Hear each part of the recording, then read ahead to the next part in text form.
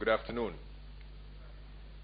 My name is Camillo Gonsalves, and I am the Minister of Foreign Affairs et al. Of St. Vincent and the Grenadines. And I've been asked to discuss a rather weighty topic, at least according to the agenda, a strategic response to the middle-income status of Caribbean SIDS. Luckily, I came after a number of excellent presenters, particularly this morning, who touched on the issue of middle-income status in one way or another. So I don't feel that the burden is as heavy as I first did, because a lot of the issues have been discussed in a very fulsome manner. And I think I'm just here to do a little mopping up and maybe to spur discussion later on. I also do not have a PowerPoint because foreign ministers tend not to like to compete with economists when it comes to PowerPoint presentations. Mine would either be too many words or too many pictures, and it's not useful in this context. But so I hope that you bear with me when we discussing this issue. And like I said, a lot of it has been discussed, at least in the context of describing the context in which we exist currently. So I'm going to try to sketch over that area briefly, the current context, and try to move to what I was asked to do, which is to provide a strategic response, or at least suggest some strategic options. But as we know, the majority of independent Caribbean states are middle-income countries, but not all of them. There is Haiti on the low end, and there are also Caribbean SIDS that are considered high-income countries. Antigua and Barbuda, the Bahamas, Barbados, St. Kitts and Nevis, and Trinidad and Tobago are considered high-income countries. But the issues I will discuss today, I don't think are limited to the countries that are confined to the middle-income category. It's also a category, as you know, that is broad to the point of being almost meaningless. Middle-income countries are based on per capita income ranging from $1,036 per capita to $12,615 per capita. So within the same band of middle income, one person can be 12 times as rich as someone in another country. So it is a categorization that, unfortunately, has many problems, and one of them is that it is too broad a category to be particularly meaningful. It also has the effect, as was discussed this morning, of limiting the fiscal space and development options of middle-income SIDS. Financing is difficult to get, certainly grant financing or concessional financing. It is similarly challenging to borrow, particularly for rebuilding efforts or efforts to build resilience. It is impossible currently to receive the type of substantive debt relief that is offered to, for example, HIPIC countries. The middle-income brand or tag neglects the extreme indebtedness of the Caribbean region, as well as the fact that we have been victims of essentially an unholy trinity of exogenous factors. We have been globalized, we have been climatized, and we have been stigmatized in one way or another. And globalization, of course, has not benefited the Caribbean region to the extent that it has benefited other actors in the global economy. Globalization has brought a number of ills, certainly positive things as well. We have been stigmatized as tax havens, as criminal outposts and the like. And of course, we are on the front lines experiencing the impacts of climate change. None of these things are caught within the middle income label.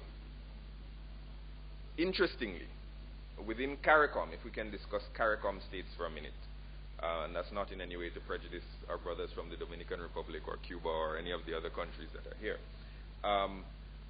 In the 2001 revised Treaty of Chaguaramas, CARICOM clearly, in categorizing ourselves, considered factors beyond per capita income. Because within the CARICOM Treaty, there is a discussion of more developed and less developed countries. And that categorization affects internally who is eligible for certain types of financing and the types of requirements that are placed on countries.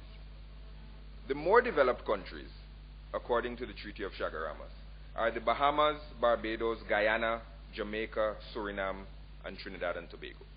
And the less developed countries are essentially Belize plus the countries of the Organization of Eastern Caribbean States. But every single country in the Organization of Caribbean States, of Eastern Caribbean States, has a larger per capita income than Jamaica, Guyana, or Suriname. So when CARICOM was dealing with its internal arrangements, we implicitly knew what we are trying to make explicit in the international community now.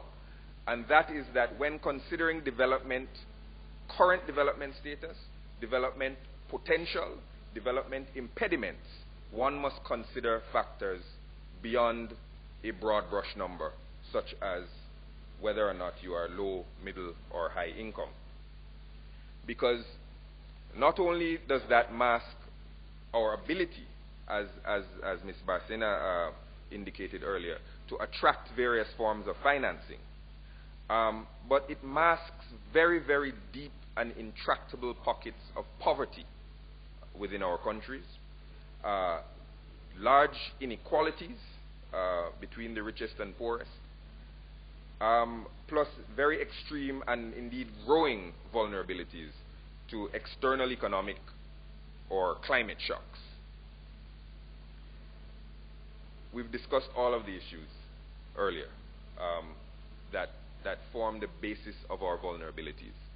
The small size, population, open economies, our geographic location, the fact that so much of our infrastructure is located on the coast, our reliance on imports, our inability currently to dictate terms of trade, our lack of fiscal space, and certainly our very high indebtedness. All of that has been traversed this morning. I don't want to rehash it.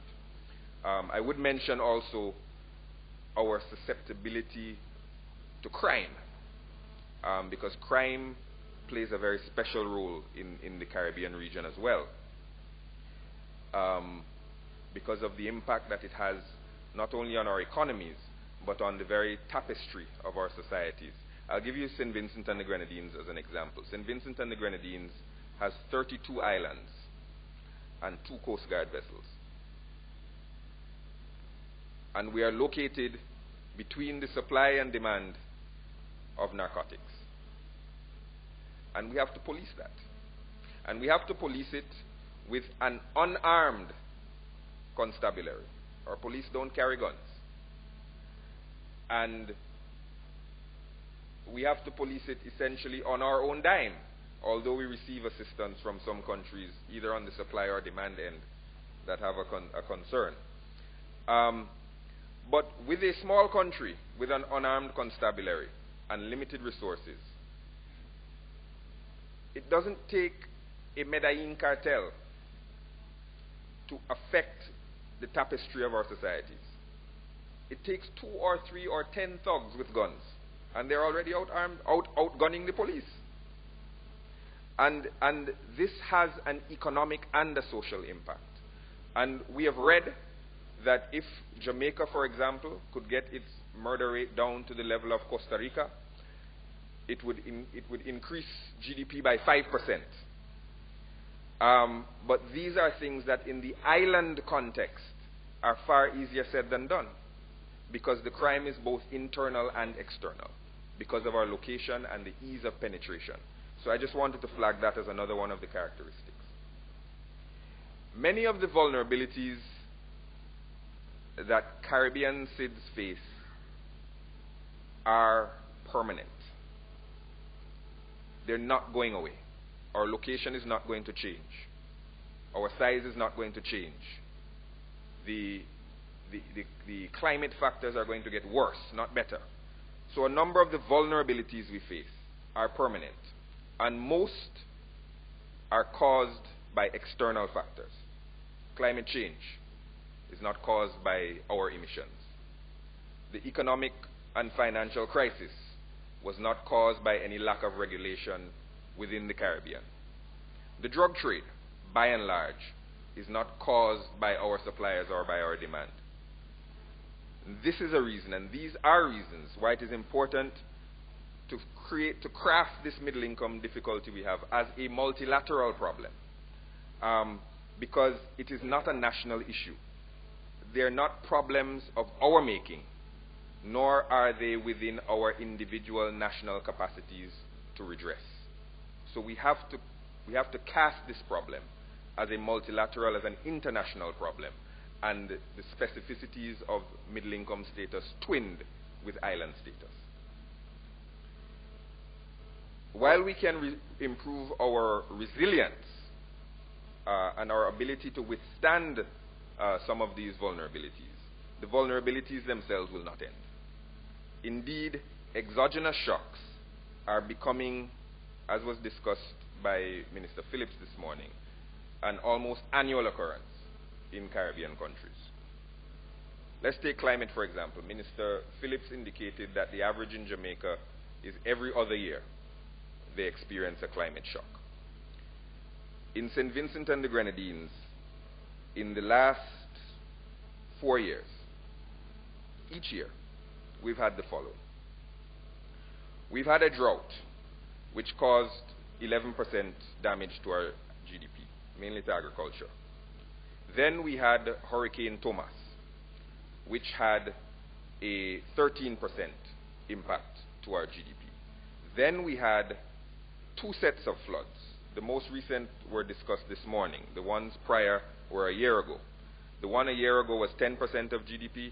This most recent one is now estimated at 17% of GDP. So we have lost in 4 consecutive years a minimum of 10% of GDP. And you know the average growth we've been experiencing in the region. It's either flat or even negative. But we're getting double-digit hits to our GDP annually from climate events. The World Bank says that in the last 10 years, St. Vincent and the Grenadines sustained more damage through climate events than in the previous 50 years. And if you read the recent IPCC report, you know that this is only going to be more frequent, and the damage to our economies is going to be even more diverse. Agriculture, fisheries, infrastructure, tourism, all of it is going to be affected by climate change. Yet, coming back to the point, all of these vulnerabilities are masked by the fact that our states are overwhelmingly middle and high income. It is a dangerous shorthand that places St. Vincent and the Grenadines and China in the same category. In fact, strictly speaking, it places St. Vincent and the Grenadines above China in terms of income per capita. But I don't see many Chinese making the pilgrimage to Kingston to ask for loans and financing. Also, given our small size, the literature used to call us microstates. I don't know if they use that terminology much anymore. Our GDPs are tiny and unable to sustain major investments. Whether it is for climate adaptation, whether it is for infrastructure, the capacity and ability to attract foreign direct investment is limited. Our markets are limited in size, which makes us less interesting to businesses. Let us look at St. Kitts Nevis again. St. Kitts Nevis is a high-income country, but it is a country with about 50,000 people. So that high-income country masks the fact that the GDP in total is less than $1 billion. And an airport doesn't get any cheaper to build because you're a high-income country. And everyone is talking about energy as a problem. Well, all Caribbean countries have solar, wind, many of us have tidal, many of us have geothermal, but all of those things cost money in terms of startup costs that our small GDPs cannot sustain. We would all like to become energy independent. None of us can afford to become energy independent on our own, despite the abundance of natural resources. None of this is news to anybody here. If it is news, we haven't been paying attention this morning, certainly, and we haven't been paying attention for the last 5 years of statements by heads of government of Caribbean small island developing states, because they've all been bemoaning the fact that small, middle-income, highly indebted island states have limited access to concessionary financing, and that the categorization as middle income is misleading and presents a developmental challenge. This is understood. All that we've been doing in the last few years is adding nuance and a few additional examples and repetition of this mantra that middle income status is a developmental impediment. The question is, how now do we move forward to awareness, from awareness to action, from a talking point to a strategic response to the fact that we are labeled as middle income states. And I think now finally I'm getting to what I was asked to do today, which is to suggest some strategic responses. And I'll try to make them strategic and broad as opposed to tactical and granular, for fear of boring the audience. So let's discuss a 10-step program of strategic responses. And I'll sketch them, and hopefully when we talk later, we can flesh them out if any of them strike your respective and collective fancies. Step 1. This year, we must secure widespread consensus and mainstream acknowledgement of the specificities and vulnerabilities of small island developing states in both the SIDS conference in Samoa and in the post-2015 development goals. Both the conference and the Sustainable Development Goals must highlight SIDS-specific goals, targets, responsibilities, and requirements. Look, any of us who have read a UN document know that SIDS are relegated to a catch-all paragraph that includes every other. There's SIDS, landlocked countries, least developed countries, countries with, I don't know, a preponderance of left-handed people. You know, they're all gathered into one catch-all category, and we are not given the due that our specificities demand, and that has to end this year.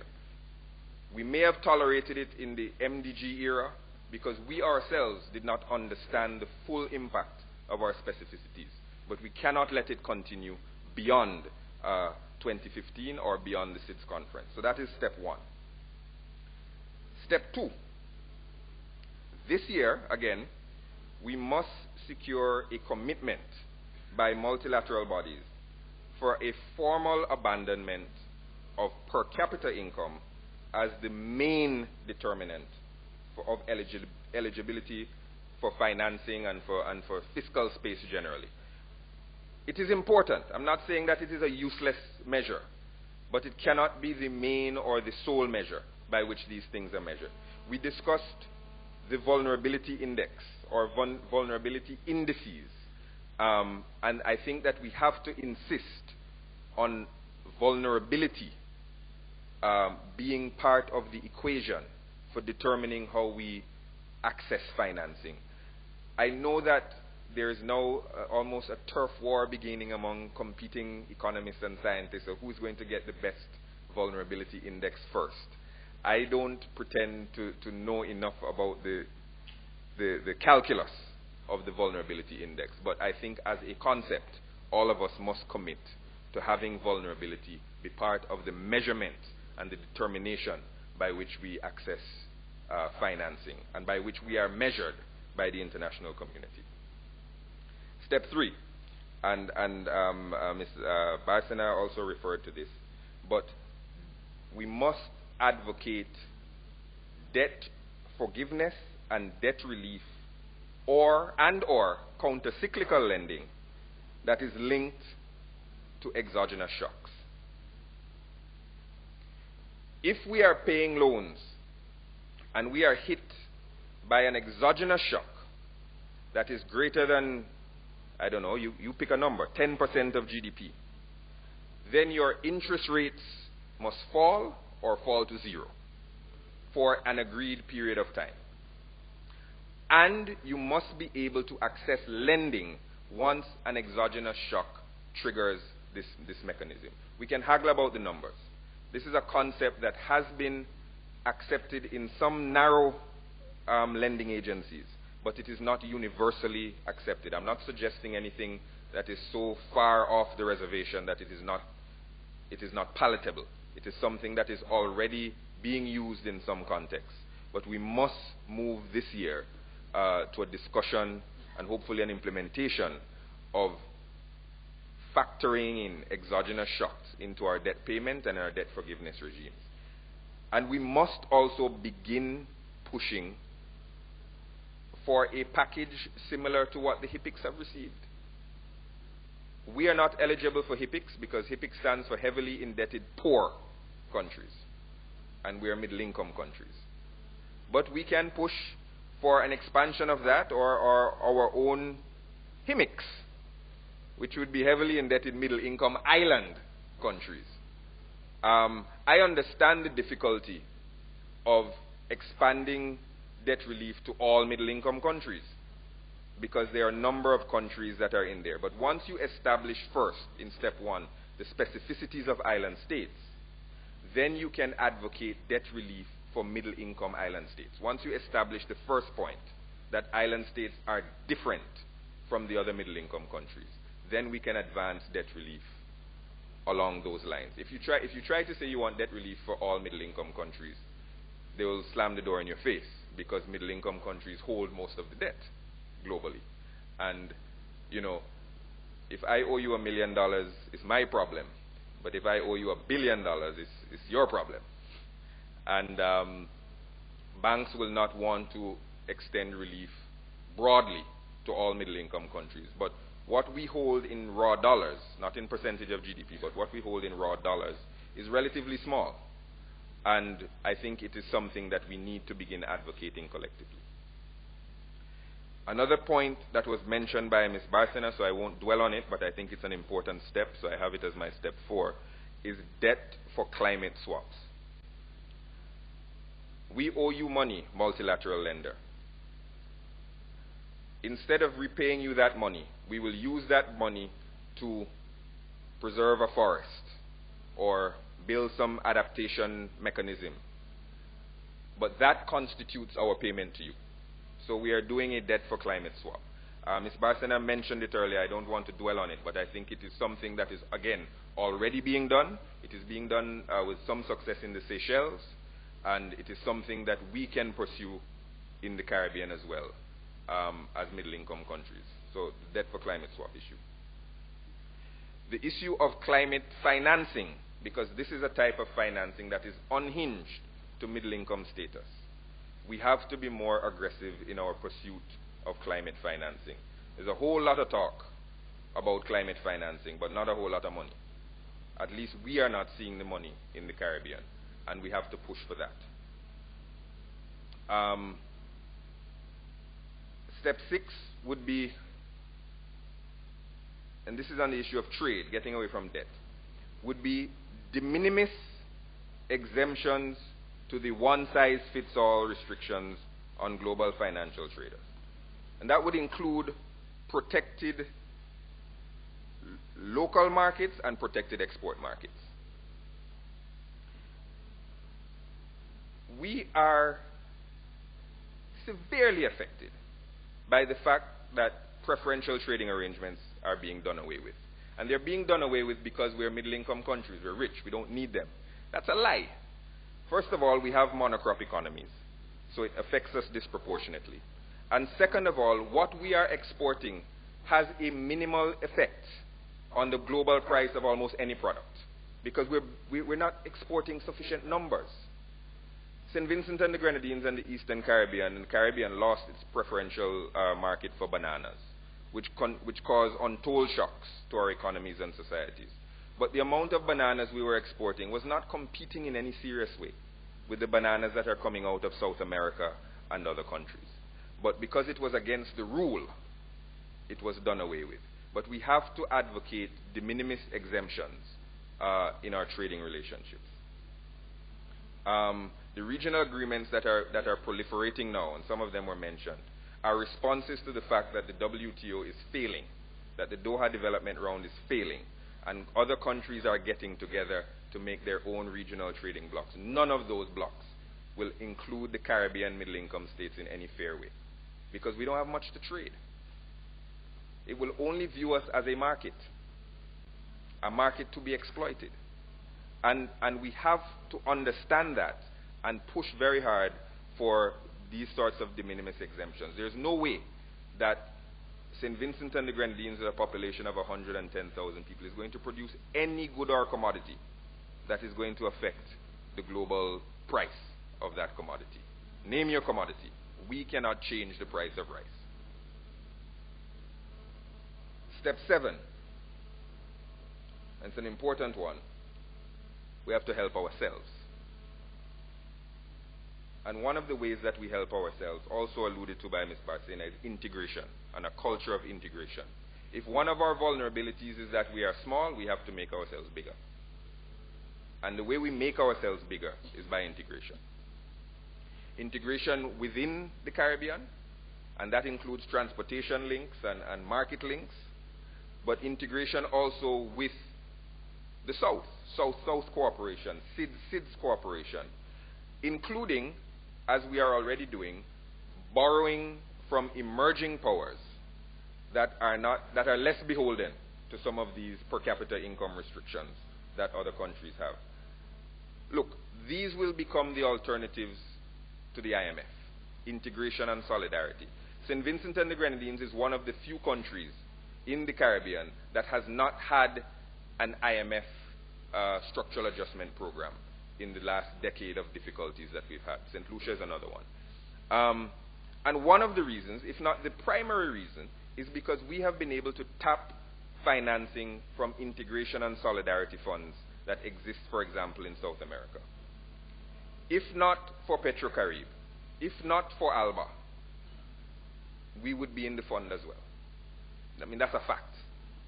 But the conditionalities placed upon us by solidarity funds and by funds within our region are far less onerous than the conditionalities that are placed by the International Monetary Fund.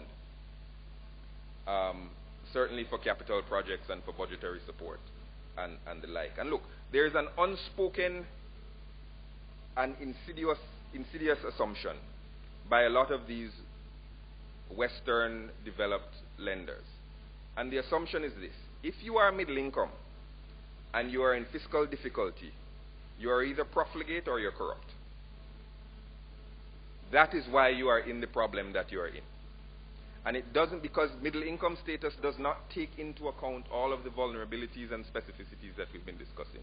But the truth is, the Caribbean region, by and large, on average, is a well-governed region with low corruption and high transparency.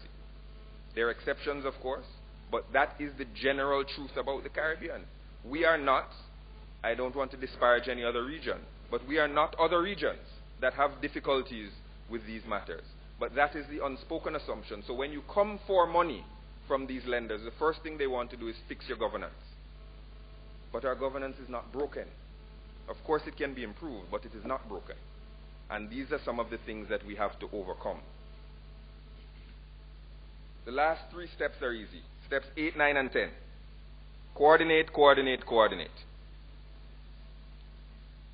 CARICOM states, for example, have treaty obligations to coordinate foreign policy.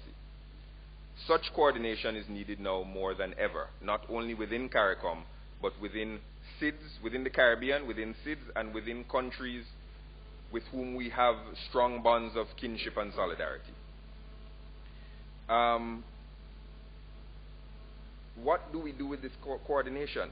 First thing we can't do, we cannot get lost repeating the problem. If we go through this year to the SIDS conference simply repeating different details about the problems that we're facing, we get nowhere. We will end up with a document that lists in painstaking detail all of the problems we face and no solutions.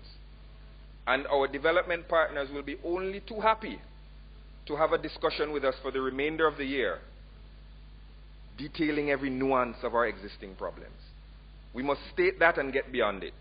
Bob Marley says, who feels it knows it. We know it. We don't have to talk about it. We have to talk about the solutions. We must make, in solidarity, in coordination, we must make middle income status an issue in this year's SIDS conference and the SDGs. We must do it together with one voice. We must coalesce around a few specific solutions. It doesn't have to be any of these 10 steps, but it has to be a small number. Because if we come with a laundry list, nothing will get done. We have to agree on 5 or 6 things that we want done to address our problems. And all of the others, undoubtedly all important, can't be dealt with this year. And we need to coordinate to sort that issue out. We must advance those positions that we agree upon collectively, and we must use our interlocutors in, for example, the G20 and other bodies to push the case for us in bodies that we are not, where we're not sitting at the table. But we can only do that if we ourselves are speaking with one voice on these issues. We cannot have, this is another issue on coordination and solidarity. We cannot, and it may veer into the tactical more than the strategic, but it has to be said, we cannot let SIDS specificities and peculiarities be subsumed within the generalist nature of the G77 or the United Nations. It is necessary for us to insist strongly on specific references and specific actions that are specific to small island developing states. You see, in these diplomatic fora, there is the tyranny of the agreed language. It's agreed. Let's do it. You know, we can't agree. Let's use the agreed language from last year or the agreed language from 5 years ago. But if we keep saying what we've always said, we'll get the same results. So we have to coordinate within ourselves, importantly, positions that we can advocate strongly within the larger international community so that those issues don't get diluted, or certainly don't get diluted to the point of meaninglessness. Of course they'll get diluted in the cut and thrust of negotiation, but we must have a small core of important issues that we can hold on to. In that regard, we have to eschew any sort of incremental diplomacy on climate matters and economic matters. This is our year. 2014 is SID's year. 2015 will be somebody else's year. And if we are incrementalist in this year, we don't know when we're going to get another chance to have the international community focused on our issues. So we cannot be business as usual in our negotiating. We have to be strong advocates for the positions we're putting forward. We have to advocate some of the big issues that we've been shying away from. Reform in the global financial architecture has to be a SIDS issue. Not because we are small countries. It has to be a SIDS issue. SIDS are the canary in the mine shaft of the global economy. And when we get sick, it is a sign that the rest of the economy is going to get sick. And we have to push that point, that we are the canaries in the mine shaft, and we are sick. So that means something is wrong. And we have to advocate, whether it is voice, whether it is vote, whether it is structure, we have to push reform in the international global architecture. The financial crisis hurt us most because the structure was not designed to accommodate us. And we have to use those lessons going forward. I'll sum up. I'm here too long. The years 2014 and 2015 are of critical importance to Caribbean SIDS. By and large, we are experiencing the maturity and declining years of our existing socioeconomic models. The anemic post-crisis growth that most of us have been experiencing is testament to the fact that our collective, conventional economic thinking and practice is insufficiently innovative or nimble to overcome the developmental challenges that currently bedevil our societies. The global crisis has laid bare a number of inconvenient economic and financial truths that we are only now beginning to seriously confront. Since 2008, all Caribbean states, with the possible exception of those few whose economies are predicated on commodity exports, have been treading water with negative to flat growth. We have been in survival mode, but we lack the wherewithal to stay in survival mode for these types of extended periods. We are now in the 7th year of this ongoing fallout from the 2008 collapse, and economists may soon start talking about a lost decade of development in the Caribbean. We are also, importantly, not paying sufficient attention to the fact that Caribbean middle-income SIDS are sitting on a social powder keg.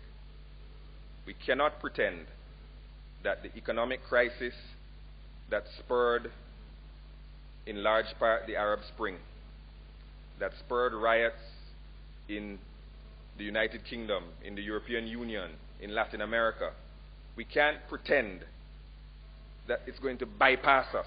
No other aspect of the crisis has bypassed us. And we can't pretend that the social impact, the riots, the violence, the unrest is going to bypass us. That also feeds into the stereotype of the happy-go-lucky Caribbean man. But it is a false stereotype.